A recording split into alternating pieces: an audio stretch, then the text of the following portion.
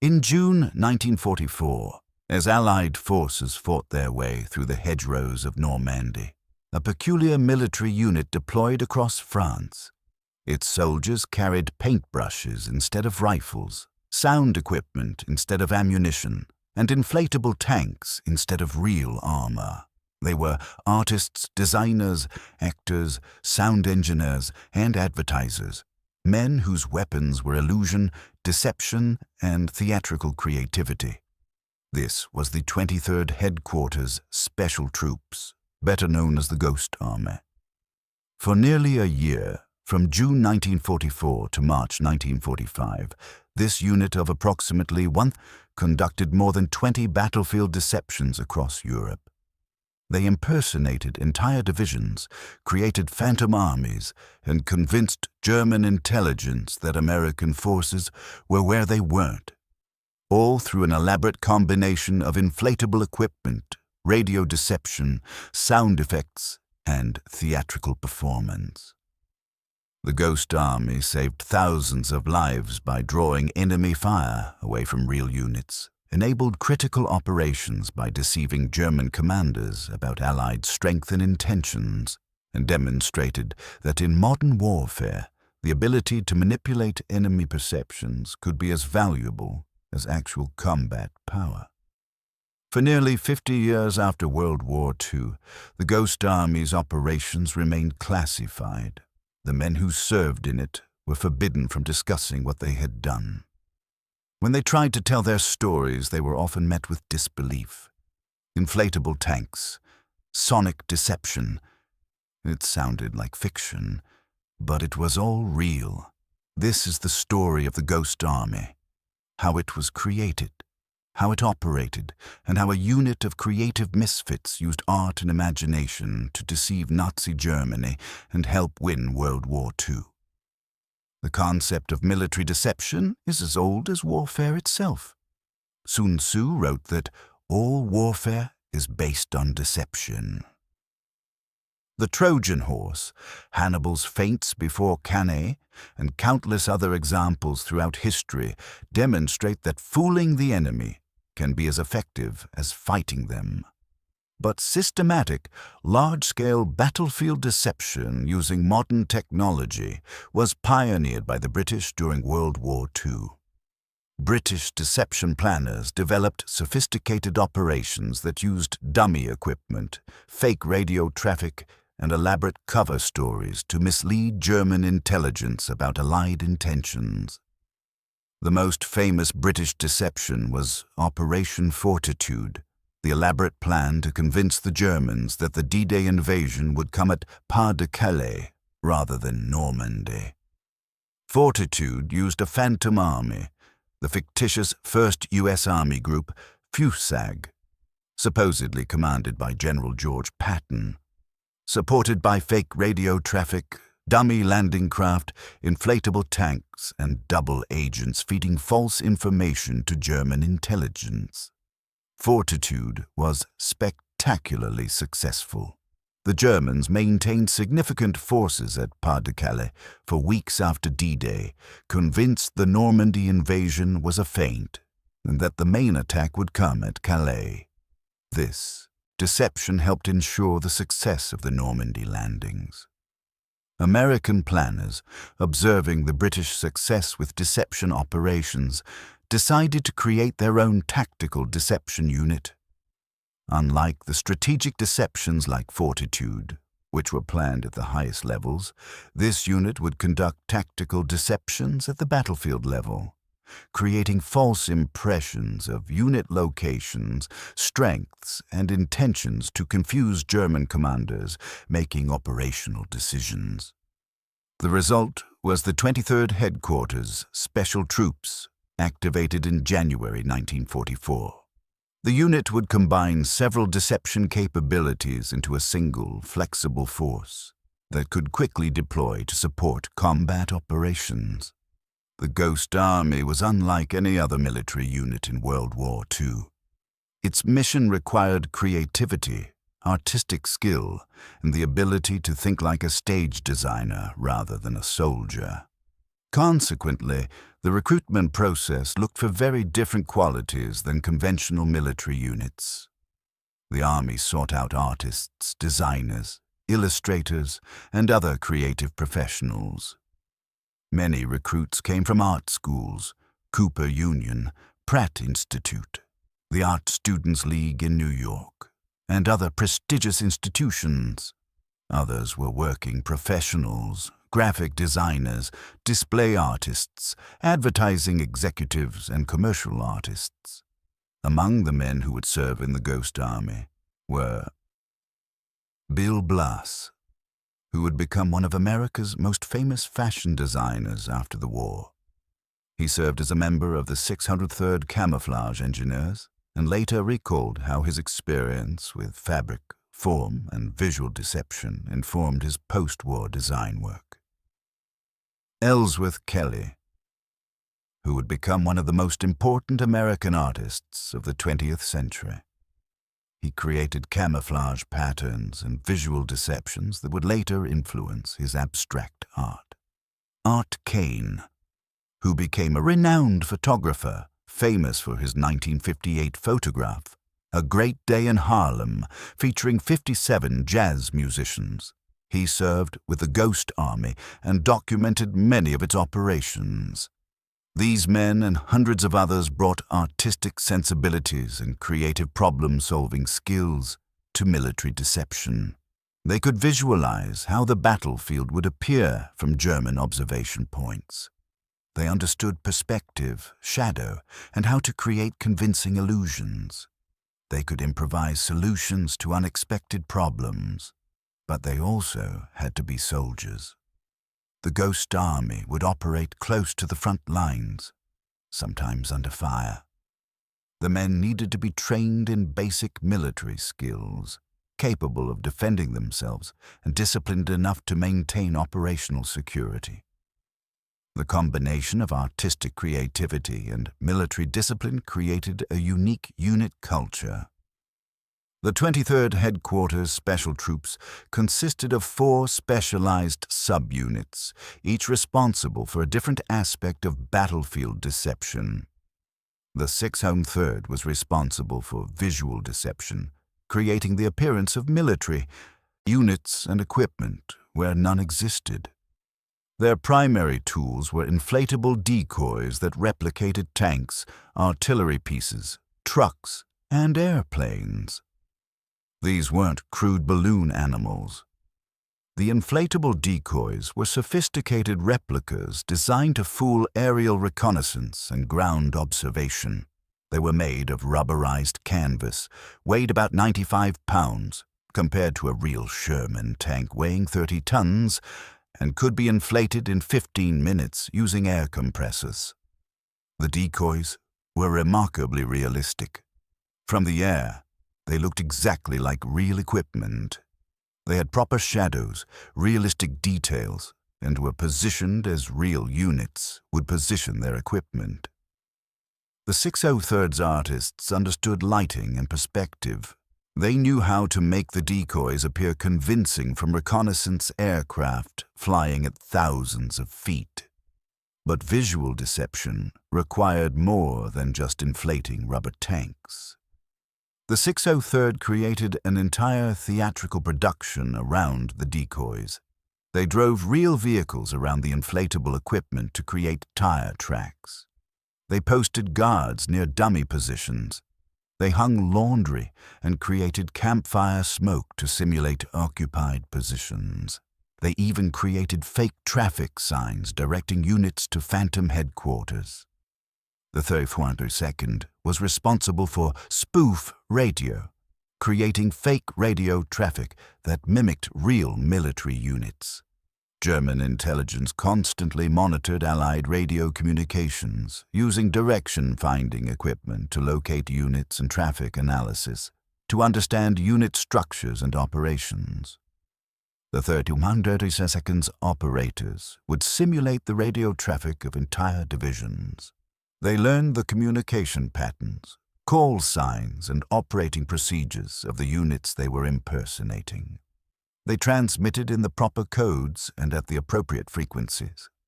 They created realistic message traffic, reports, requests, routine administrative communications that would convince German monitors that a real unit was operating in the area. This required intimate knowledge of how real units operated. The 3132nd's men studied actual divisional communications, learning the rhythm and content of normal radio traffic. They had to sound authentic. German intelligence officers analyzing their transmissions needed to believe they were hearing a real armored division or infantry regiment. The radio deception was coordinated with the visual deception. If the 603rd was creating the illusion of an armored division in a particular location, the 3132nd would simultaneously generate the radio traffic that division would produce. The combination of visual and electronic signatures created a convincing multidimensional deception. The 406th provided sonic deception, creating the sounds of military activity to convince German listeners that significant forces were moving or preparing for operations. The 406th used specialized sound equipment mounted on half-tracks. These sonic cars carried massive speakers, some weighing up to 500 pounds, capable of projecting sound up to 15 miles. The unit had recorded various military sounds, tanks moving, troops marching, equipment being loaded, construction activity, and could play these recordings to create the audio signature of military operations. The sonic deception was primarily used at night when visual observation was difficult, but sound carried well. A typical operation might involve parking the sonic cars several miles from enemy lines and playing recordings of an armored division preparing to attack. German listening posts would hear the sounds of hundreds of vehicles, troops shouting orders, and equipment moving, all suggesting a major offensive was being prepared. The 406th's operators had to understand acoustics and how sound traveled in different terrain and weather conditions. They knew how to position their equipment for maximum effect and how to coordinate sound effects with other deception elements to create convincing scenarios. The Signal Company Special was responsible for coordinating the deception operations and managing the specialized communications required for the Ghost Army's work. They ensured that all elements of a deception, visual, radio, and sonic, were synchronized and that the deception was properly integrated with actual military operations. This coordination was critical. A deception operation might involve the 603rd setting up inflatable tanks in one location, the 3132nd generating radio traffic suggesting an armored division was preparing for attack, and the 406th playing sounds of tank movements at night. All of these had to be perfectly coordinated to create a coherent deception that would fool German intelligence. The Ghost Army's training was unlike conventional military training. While the men learned basic military skills, drill, weapons handling, defensive tactics, the primary focus was on their specialized deception missions. Training in visual deception involved learning how to quickly deploy and position inflatable equipment. The men practiced inflating the decoys, which required using air compressors powered by trucks. They learned how to repair damaged decoys in the field. They studied how to position equipment realistically, understanding how real units would deploy their tanks and vehicles. Critically, they learned to think like German reconnaissance pilots. They studied aerial photography to understand what German observers would see. They learned about the limitations of aerial reconnaissance, what could and couldn't be detected from different altitudes and angles. This knowledge allowed them to create deceptions that would fool enemy observers while minimizing the resources required. Radio operators trained on simulating divisional communications. They had to learn not just the technical aspects of radio operation, but the procedures, language, and patterns of real military communications.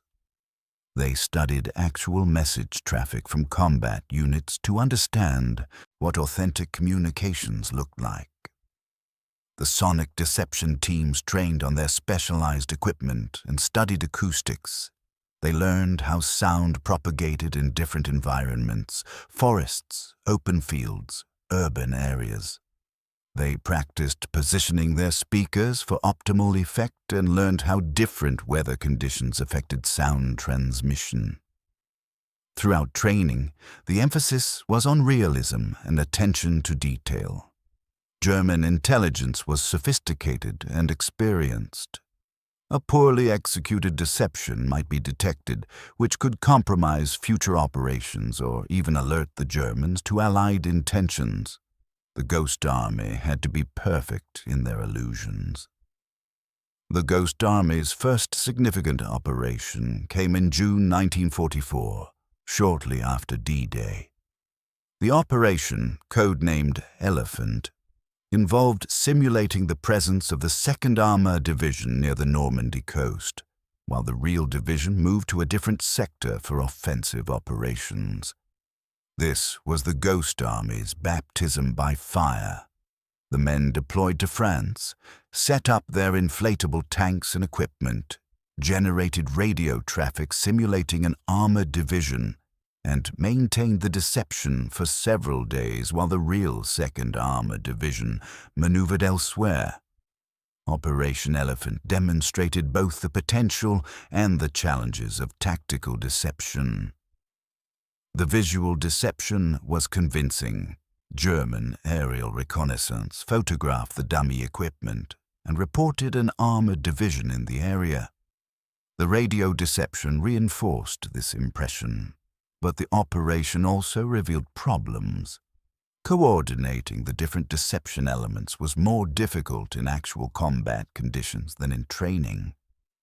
German artillery fire, attracted by the deception, came uncomfortably close to the Ghost Army positions, reminding the men that they were creating targets for enemy fire. And to maintaining operational security while operating near other American units required constant vigilance. Despite these challenges, Elephant was deemed successful. German intelligence reported an armored division where none existed, and the real 2nd Armored Division accomplished its mission without German forces being properly positioned to oppose it. Over the next 9 months, the Ghost Army conducted more than 20 deception operations across France, Luxembourg, Belgium, and Germany. Each operation followed a similar pattern. Planning. The Ghost Army would receive orders to simulate a particular unit in a specific location for operational reasons. The deception planners would study the terrain, the tactical situation, and the capabilities required to create a convincing illusion. Deployment. The Ghost Army would move to the designated area, usually at night to avoid observation. They would deploy their equipment, inflatable decoys, radio equipment, and sonic cars, in positions that would create the most convincing deception. Execution. For the duration of the operation, typically several days to a week, the Ghost Army would maintain the illusion. They would inflate new equipment to replace damaged decoys, maintain radio traffic at appropriate levels, and conduct activities that would be observed by German reconnaissance. Security. Throughout the operation, maintaining security was critical. Other American units in the area couldn't know about the deception. If word leaked, the entire operation might be compromised. The Ghost Army had to act as if they were the real unit they were impersonating. Withdrawal. When the operation ended, the Ghost Army would deflate their equipment, pack up, and move out, again usually at night. They would leave few traces of their presence, maintaining the illusion that a real unit had deployed and then departed. Life in the Ghost Army combined the dangers of combat with the surreal experience of staging theatrical productions on the battlefield. The men lived close to the front lines, often within artillery range of German positions, while creating elaborate illusions. A typical day might begin with inflating dummy tanks before dawn, positioning them to cast convincing shadows as the sun rose. Radio operators would generate morning reports and routine communications, simulating a real division's activities. Throughout the day, the men would maintain the illusion, moving vehicles around the inflatable equipment to create realistic tire tracks, posting guards at dummy positions, even staging activities like laundry washing or equipment maintenance that could be observed from German positions. At night, the sonic deception teams might activate their equipment, playing recordings of tank movements or troop activities. The sounds would carry across the battlefield, heard by German listening posts that would report significant American forces in the area. The men had to stay in character constantly. If German reconnaissance observed the positions, everything had to appear authentic. This meant maintaining military discipline, following proper procedures, and ensuring that their activities matched what a real unit would do. But it also meant living with the knowledge that they were creating targets. German artillery and aircraft would attack positions they believed held real American units. The Ghost Army's deceptions were so convincing that they often drew enemy fire intended for the phantom forces they had created. Several Ghost Army soldiers were killed or wounded when German artillery targeted their dummy positions. These casualties were a constant reminder that while their weapons were inflatable and their ammunition was recordings, the danger they faced was very real. In August 1944, the Ghost Army conducted one of its most significant operations, codenamed Britannia. The mission was to simulate 2 full divisions near Brest, France, convincing German forces that a major American attack was being prepared against the fortified port. In reality, only a much smaller American force was investing Brest, while larger formations were being repositioned for operations elsewhere. The Ghost Army's job was to make the Germans believe they faced a massive assault force, preventing them from pulling troops from Brest to oppose American operations in other sectors. The operation was elaborate. The Ghost Army deployed hundreds of inflatable tanks, artillery pieces, and vehicles. They generated radio traffic suggesting 2 divisions' worth of communications. At night, sonic cars played recordings of armored formations moving into position. German aerial reconnaissance photographed the dummy positions and reported substantial American forces near Brest. German intelligence assessed that the Americans were preparing a major offensive against the port. German commanders maintained their garrison strength and even reinforced Brest, rather than pulling troops to oppose American advances elsewhere. The deception worked perfectly. While German attention was focused on the phantom threat at Brest, real American forces made significant advances in other sectors, with less opposition than they might otherwise have faced. Operation Britannia demonstrated the Ghost Army's potential. A unit of 100 men with inflatable equipment and recordings had convinced German intelligence that 30,000 troops with real armor were preparing to attack. The force multiplication was extraordinary. In December 1944, as the Battle of the Bulge raged, the Ghost Army conducted one of its most dangerous operations along the Luxembourg German border. The mission was to simulate the presence of the 75th Infantry Division, which was actually being repositioned to counter the German offensive. This operation brought the Ghost Army closer to actual combat than at any other time. They set up their deceptions within sight and sound of German positions. German patrols were active in the area. The risk of being overrun was real. The men worked under extreme pressure. They deployed inflatable equipment while German artillery could be heard in the distance. They maintained radio deception while real combat was occurring just miles away. They created the illusion of a full division while knowing that if the Germans attacked, the Ghost Army had only small arms for defense. One night, a German patrol approached the Ghost Army positions. The Americans had to maintain their cover while being ready to fight if necessary. The patrol moved past without detecting the deception, but the close call reminded everyone how dangerous their mission was. Despite the danger, the operation succeeded. The Germans believed the 75th Infantry Division was still in its original position, allowing the real division to redeploy without German forces being properly positioned to respond. One of the unique aspects of the Ghost Army was that many of its members documented their experiences through art. These weren't official combat artists assigned to create propaganda. These were soldiers using their artistic skills to record what they were experiencing. Between operations, during periods of rest, and sometimes even while on deception missions, Ghost Army artists sketched, painted, and photographed the war. Their work provides a unique perspective on World War II, the view of artists embedded in a deception unit, creating illusions by day and recording reality by night. Bill Blass sketched fellow soldiers and the French countryside. Ellsworth Kelly made abstract studies of light and shadow that would influence his post-war work. Art Kane photographed the inflatable equipment and the men who operated it. Others painted landscapes, portraits, and scenes from military life. This artistic production served multiple purposes.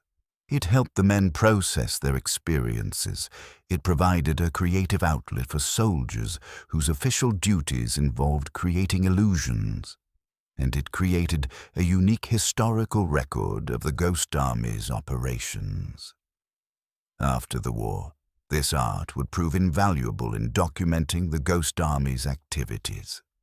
Since official records were classified, the sketches, paintings, and photographs created by Ghost Army members became some of the only evidence of what the unit had accomplished. Not every Ghost Army operation went perfectly. The unit faced numerous challenges and several near failures that tested their ingenuity and resolve. Weather. Rain and wind could destroy inflatable equipment. A strong wind could blow over dummy tanks, revealing them as fakes. Rain could cause the rubber to deteriorate. The Ghost Army had to constantly monitor weather conditions and sometimes abort operations or rapidly deploy backup equipment. Curious allies. Other American units sometimes discovered the Ghost Army positions and recognized the equipment as fake. Maintaining operational security meant keeping other Americans away from the deceptions, which was sometimes impossible. The Ghost Army developed cover stories and relied on the general confusion of war to explain their presence. German patrols. The Germans occasionally came close enough to potentially discover the deceptions. In several instances, German patrols moved through areas where inflatable equipment was deployed. The Ghost Army would have to carefully monitor these patrols and be ready to destroy the evidence if capture seemed imminent. Coordination failures. Sometimes, the various elements of a deception weren't properly synchronized. Radio traffic might suggest a unit preparing to move, while the visual deception showed static positions. Or sonic effects might be played when visual observers could see there was no actual activity. These coordination failures could compromise operations. Limited resources. The Ghost Army had only so many inflatable decoys, radio sets, and sonic cars. Sometimes operations required simulating larger forces than their equipment could represent. They had to be creative in positioning equipment and using deception techniques to make their limited resources appear more substantial. Despite these challenges, the Ghost Army's operations were remarkably successful. German intelligence was fooled repeatedly, and there's no evidence that the Germans ever fully understood the nature of the Ghost Army's deceptions during the war. In March 1945, the Ghost Army conducted one of its final and most important operations, supporting the Allied crossing of the Rhine River, Germany's last major defensive barrier. The operation involved simulating the 30th Infantry Division and the 79th Infantry Division preparing to cross the Rhine at one location while the real crossings would occur elsewhere. The deception was critical. If German forces concentrated at the actual crossing points, Allied casualties would be much higher. The Ghost Army deployed its full capabilities. Hundreds of inflatable tanks, artillery pieces, and vehicles were positioned to suggest two divisions massing for an assault. Radio traffic indicated preparations for a major river crossing, requests for bridging equipment, engineering support, and air cover. At night, sonic deceptions played recordings of construction activity, suggesting bridge-building operations. German intelligence detected the apparent preparations and reported them to German commanders. German artillery and remaining air assets targeted the dummy positions. German forces reinforced the sector where the Ghost Army's phantom divisions appeared to be preparing to cross. Meanwhile, the actual Rhine crossings, Operation Plunder and Operation Varsity, occurred at different locations with less opposition than might otherwise have been encountered. The Ghost Army's deception had pulled German attention and resources away from the real attack points. The Rhine crossing operations were among the most successful of the European campaign, with lower casualties than anticipated. The Ghost Army's contribution to this success was significant, though their role remained classified for decades. By April 1945, as Allied forces pushed deep into Germany and the Nazi regime collapsed, the need for the Ghost Army's services declined. German intelligence capabilities were degraded. The Wehrmacht was in retreat and disarray. The elaborate deceptions that had worked so well earlier in the campaign were less necessary. The Ghost Army's final operation was conducted in late March 1945. After that, the unit remained in Europe, but conducted no further deception missions. The men occupied German territory, assisted with occupation duties, and waited for orders. When Germany surrendered on May 8, 1945, the Ghost Army's war was over. The unit had conducted more than 20 battlefield deceptions across 9 months of operations in France, Luxembourg, Belgium, and Germany.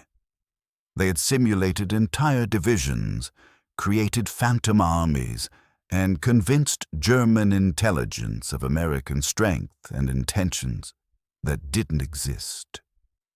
The Ghost Army's operations had saved lives, possibly thousands of lives, by drawing German fire away from real units and enabling operations to succeed with less opposition. They had demonstrated that in modern warfare, the ability to deceive the enemy could be as valuable as combat power. But their accomplishments would remain secret for nearly half a century. When the war ended, the Ghost Army was immediately classified. The men were ordered not to discuss their service with anyone, not with other veterans, not with their families, not with anyone. The techniques and equipment they had used might be valuable in future conflicts, and the military wanted to maintain secrecy about American deception capabilities. This imposed silence was difficult for the Ghost Army veterans. They had participated in unique and significant operations, had used creativity and ingenuity to help win the war, and had experienced things that few other soldiers could understand. But they couldn't talk about any of it. When Ghost Army veterans tried to tell their stories, they were often met with disbelief. Inflatable tanks, sound effects. It sounded like fiction. Without access to official records or evidence, the veterans had difficulty convincing people that their experiences were real. Some veterans simply stopped talking about the war. Others would give vague answers about serving in engineering units or special services. The specifics of what they had done remained classified. This secrecy meant that the Ghost Army's contributions to the war effort went unrecognized. Unlike other units that received public recognition for their accomplishments, the Ghost Army remained unknown except to those who had served in it and the handful of officials who knew about the classified operations. The classification also affected historical understanding of the war. Military historians studying Allied operations in Europe didn't know about the Ghost Army's deceptions. They couldn't properly assess why certain German decisions were made or why German intelligence had been wrong about Allied dispositions. An entire dimension of the European campaign was missing from the historical record. The Ghost Army's operations began to be declassified in the 1970s and 1980s as the documents reached the standard time frames for declassification, and as military planners determined that the techniques used were no longer sensitive. As documents became available, historians began piecing together the Ghost Army story. Veterans could finally confirm their service and share their experiences. Books and articles began to appear, telling the public about this remarkable unit for the first time. In 1985, a reunion of Ghost Army veterans was held. Men who hadn't seen each other in 40 years gathered to share their stories. Some were surprised to learn the full scope of what the unit had accomplished. Individual soldiers had often known only about their own operations, not the complete record of the Ghost Army's activities. The reunions continued in subsequent years, and the veterans began working to ensure their story would be preserved. They donated documents, photographs, and artworks to archives. They gave interviews to historians. They created websites and educational materials. In 2013, a comprehensive documentary film, The Ghost Army, directed by Rick Beyer, brought the story to a wider audience. The film featured interviews with surviving veterans and showcased the artwork created by Ghost Army members during the war. As the Ghost Army story became public, efforts began to gain official recognition for the unit's accomplishments. The veterans and their supporters lobbied Congress for a Congressional Gold Medal, the highest civilian honor Congress can bestow. The campaign for recognition emphasized several key points. The Ghost Army had saved lives by drawing enemy fire away from real units and enabling operations to succeed with fewer casualties. They had demonstrated innovation in warfare, showing that deception and psychological operations could be force multipliers. They had served with courage. Despite not being a combat unit in the traditional sense, the Ghost Army had operated near the front lines under dangerous conditions. Their contribution had been significant, but had gone unrecognized because of classification. In March 2024, Congress passed legislation authorizing the Congressional Gold Medal for the Ghost Army. The bill recognized the unique and highly distinguished service of the members of the 23rd Headquarters Special Troops, known as the Ghost Army, that served the United States valiantly during World War II. By the time this recognition came, most Ghost Army veterans had passed away. Of the approximately 1,100 men who served in the unit, only a handful were still alive in 2024. But the recognition honored their service and ensured that their story would be remembered.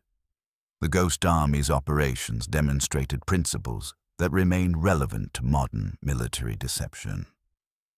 Deception requires integration. The most effective deceptions combine multiple channels, visual, electronic, and sonic elements all working together to create a convincing illusion. Attention to detail matters.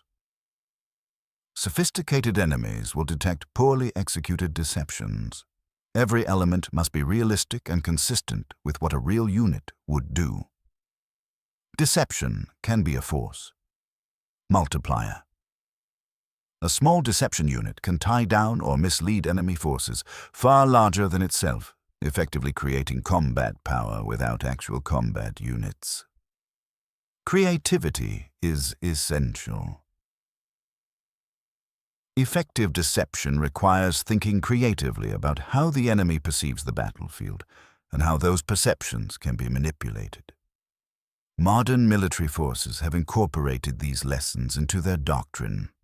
Deception and psychological operations are now recognized as important elements of military strategy.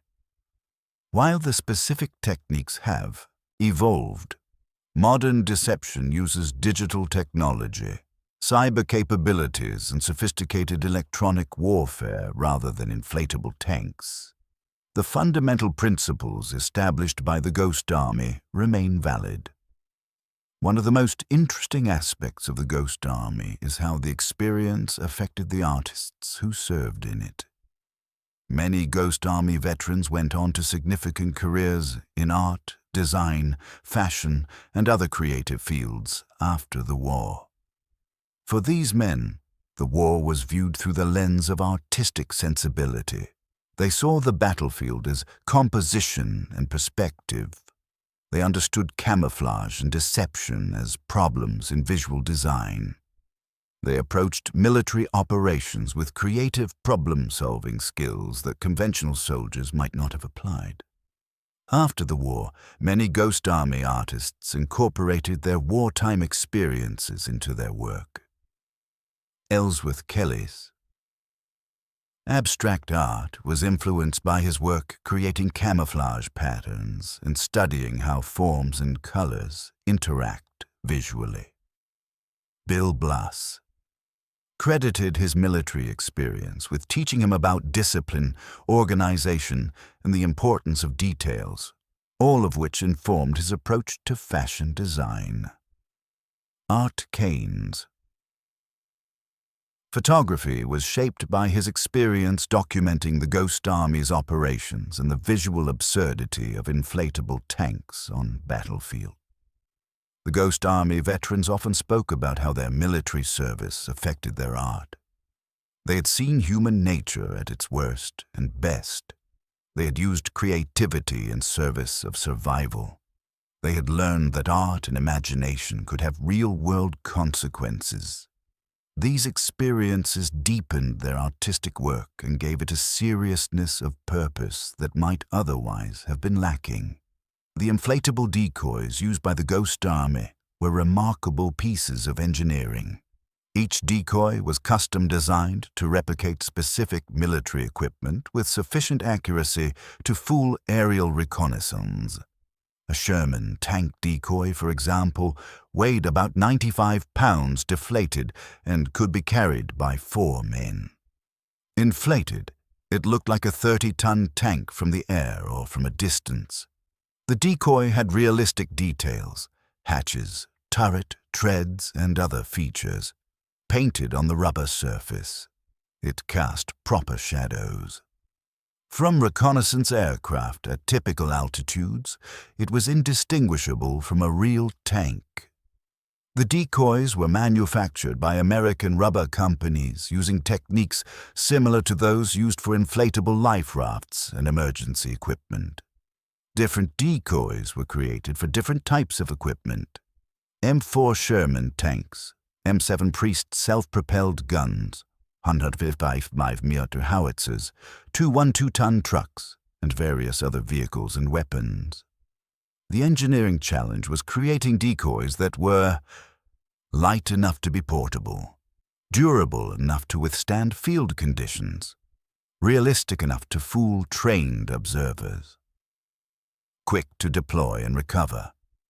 The companies that manufactured these decoys worked closely with military designers to ensure authenticity. They studied photographs of real equipment, consulted with camouflage experts, and tested prototypes to ensure they would be convincing. The sonic deception equipment was equally sophisticated. The 500-pound speakers could project sound over great distances with remarkable fidelity. The recordings were made with high-quality equipment and featured actual military sounds recorded at Army bases and training facilities. While the Ghost Army's primary weapon was illusion rather than firepower, the unit still suffered casualties. The men operated close to the front lines, often within artillery range of German positions, and faced the same dangers as other soldiers in combat zones. Several Ghost Army soldiers were killed by German artillery fire that targeted the dummy positions they had created. The deceptions were so convincing that German gunners would fire on what they believed were real American units, and the Ghost Army men creating those illusions would sometimes be caught in the bombardment. Others were wounded by shell fragments, snipers, or other combat hazards. Some died in vehicle accidents. The roads near the front lines were dangerous, and the Ghost Army's trucks and equipment were vulnerable to the same hazards that affected all military vehicles. The fact that Ghost Army operations were classified meant that these casualties couldn't be properly explained to families. Loved ones were told their sons or husbands had been killed in combat, but the specifics of their service and how they died remained classified. Families couldn't know that their loved ones had died creating illusions rather than in conventional combat. This added another layer of tragedy to the losses. The men had died in service of an important mission, but their families couldn't know what that mission was or why it mattered. The Ghost Army was part of a larger Allied deception effort during World War II. Comparing the Ghost Army to other deception operations provides context for understanding its unique contribution. Operation Fortitude was strategic deception planned at the highest levels, using diplomatic channels, intelligence operations, and large-scale dummy installations to convince the Germans that D-Day would come at Pas-de-Calais. The Ghost Army, by contrast, conducted tactical deceptions at the battlefield level. British deception in North Africa used dummy tanks and equipment to mislead German commanders about British strength and intentions before major battles like El Alamein. These operations were similar in concept to the Ghost Army's work, but were generally smaller in scale and less technologically sophisticated. Soviet maskirovka, military deception, involved extensive use of camouflage, dummy equipment, and deception operations. The Soviets used similar techniques to the Ghost Army, but integrated them into their overall military doctrine in ways the Americans didn't. What made the Ghost Army unique was the combination of specialized subunits, visual, radio, and sonic deception, working together, the high quality of the equipment and techniques used, and the creative problem-solving approach brought by the unit's artist soldiers. After the war, many Ghost Army veterans returned to their creative careers, often with enhanced reputations from their military service. Bill Blass founded his fashion house and became one of America's most successful designers, dressing first ladies and celebrities. Ellsworth Kelly became one of the most important American artists of the 20th century, with his works displayed in major museums worldwide. Art Kane, became a legendary photographer known for his portraits of jazz musicians and innovative photographic techniques. Others became successful illustrators, graphic designers, advertising executives, and artists. The skills they had developed in the Ghost Army, the ability to create convincing illusions, to think creatively under pressure, to pay attention to detail, served them well in their civilian careers. Many Ghost Army veterans remained connected to each other through the decades, forming a network of creative professionals who had shared a unique wartime experience. They collaborated on projects, supported each other's work, and maintained friendships that had been forged during the war. Historians continue to debate the Ghost Army's actual impact on the war. While the unit's operations were technically successful, German intelligence was fooled repeatedly. The question remains, did these deceptions significantly affect the war's outcome? Arguments for significant impact. The deceptions allowed real units to maneuver without German opposition.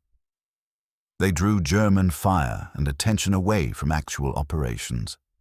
They contributed to successful operations like the Rhine crossing. They saved Allied lives by reducing opposition at critical points. Arguments for limited impact.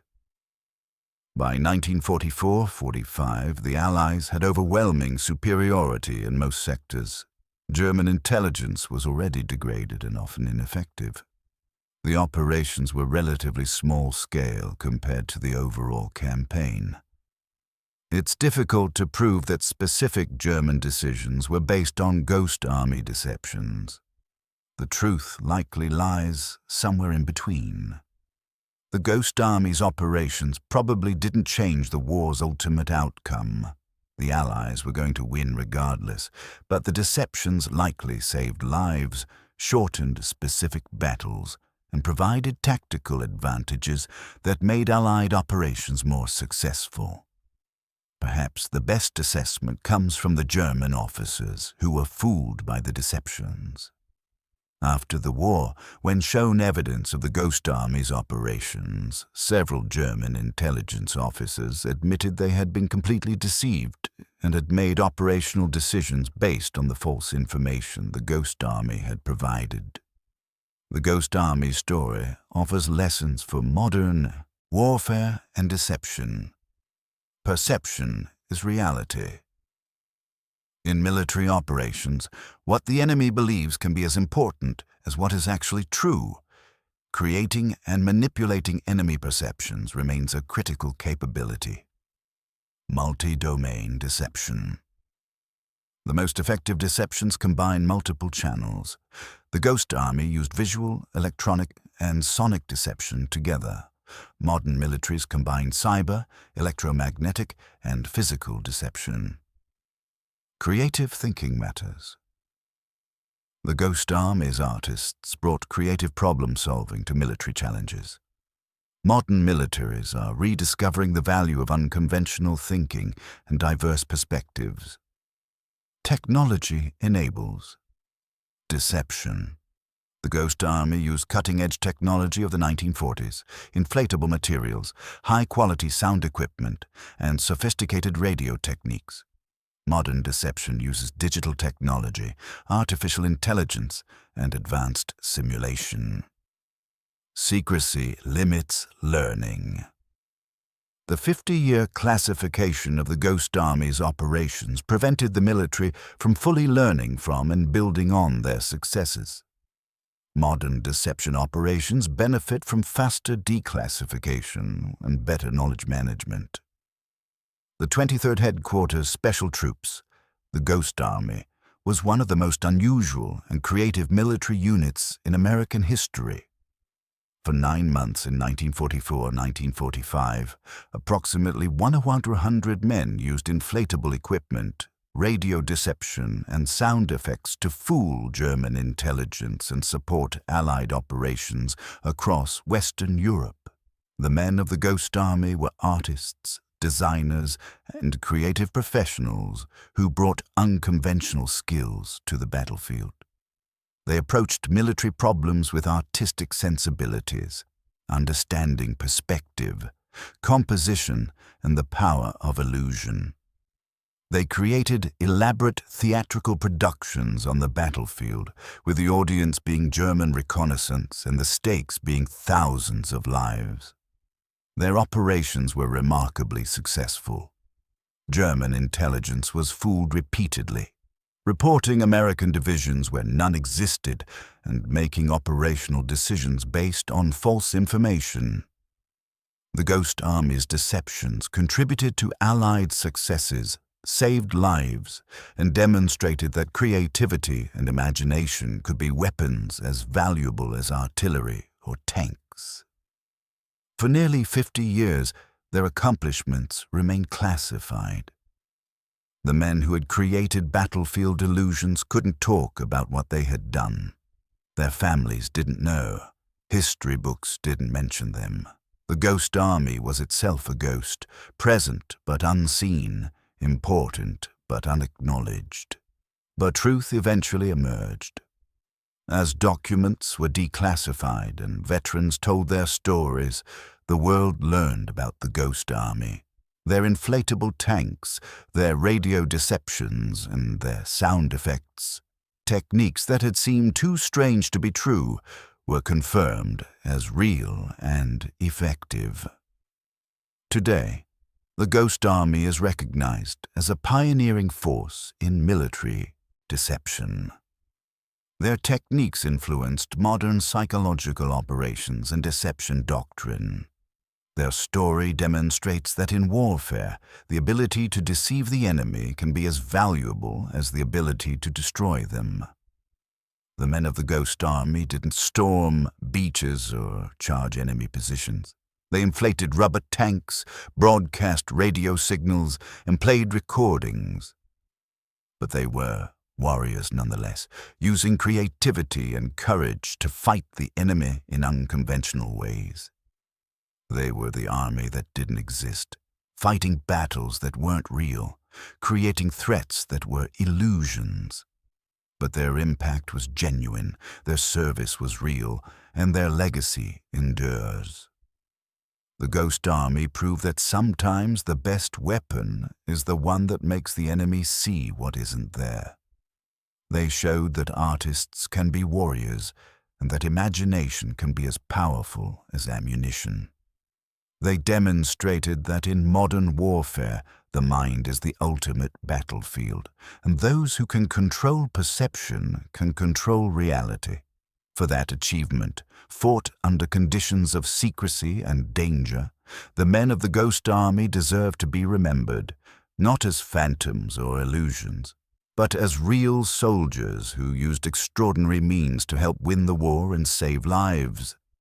They were the Ghost Army, and their story, once hidden, now stands as testament to the power of deception, the value of creativity, and the courage of men who fought the enemy with brushes, microphones, and inflatable tanks.